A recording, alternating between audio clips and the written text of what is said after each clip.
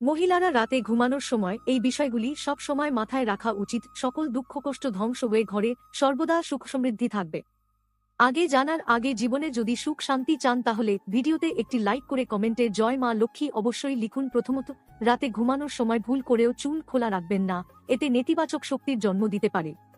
এমনকি শাস্ত্রেও বলা হয়েছে মহিলাদের রাতে চুল খুলে ঘুমানো নিষেধ, তবে স্বামীর সঙ্গে থাকলে চুল খোলা রাখতে পারেন।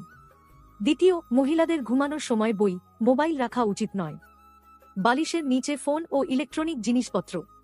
বালিশের নিচে বই রেখে ঘুমালে কুণ্ডলিতে বুধ গ্রহকে দুর্বল করে।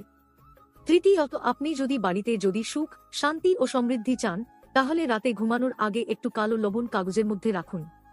বেডরুমে একটি পরের দিন সকালে কাগজের সাথে কালো লবণ 4 রাস্তা ও 3 রাস্তার মোড়ে ফেলে দিন। এটি করলে ঘরে উপস্থিত নেতিবাচক শক্তি দূর হয়ে যাবে। ঘরে সুখ শান্তি সমৃদ্ধির আগমন ঘটবে।